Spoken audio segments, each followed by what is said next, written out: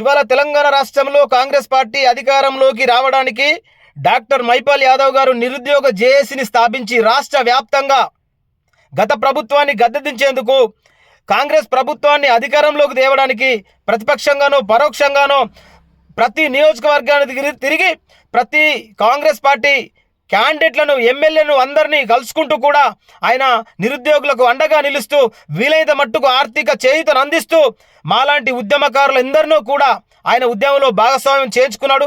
ఆయన చేస్తున్నటువంటి పోరాటం ఈ తెలంగాణ దిశ నిర్దేశించి ఒక సమపాలన హక్కులు లభించే తెలంగాణగా తీర్చిదిద్దేటువంటి పోరాటంలో ఆయన భాగస్వామ్యం అవుతుండే తప్ప ఆయన సొంత స్వార్థ ప్రయోజనాల కోసం కాదు. లేకపోతే మీరేదో పదవులు ఇస్తారో లేకపోతే మీరేదో నామినేట్ పోస్టులు ఇస్తారో మీ పదవుల కోసం ఆశపడ్డాడు కాదు. ఇవాళ ప్రశ్నించే గొంతుకలన్నీ ఏ పక్కల ఉన్నాయి? ఇవాళ electronic media, print media, satellite channels ఎక్కడున్నాయి? తెలంగాణ నిరుద్యోగుల పక్షాన ఉన్నాయా? డిఎస్సి నిరుద్యోగుల పక్షాన ఉన్నాయా? జివో 46 విద్యార్థుల పక్షాన ఉన్నాయా?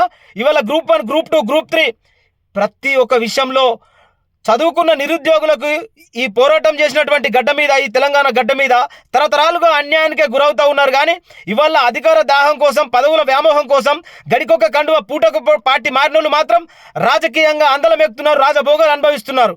కానీ ఇవాళ తెలంగాణలో మైపాల్ యాదవ్ గారిని అరెస్టు చేయమనేది చాలా సిగ్గుచేటు. ఈ గవర్నమెంట్కు చిత్తశుద్ధి ఉంటే తక్షణమే డాక్టర్ మైపాల్ యాదవ్ గారిని రిలీజ్ చేయాలని చెప్పి మేము డిమాండ్ చేస్తూ ఉన్నాం.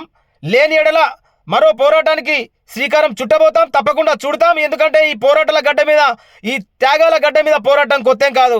నిరంతరం పోరాటాలతో తెలంగాణ ఏ విధంగా అయితే సాధించుకున్నామో ఈ వచ్చిన తెలంగాణ రాష్ట్రంలో హక్కుల వాటాకై మళ్ళీ కొట్లాట మిగిలే ఉంది.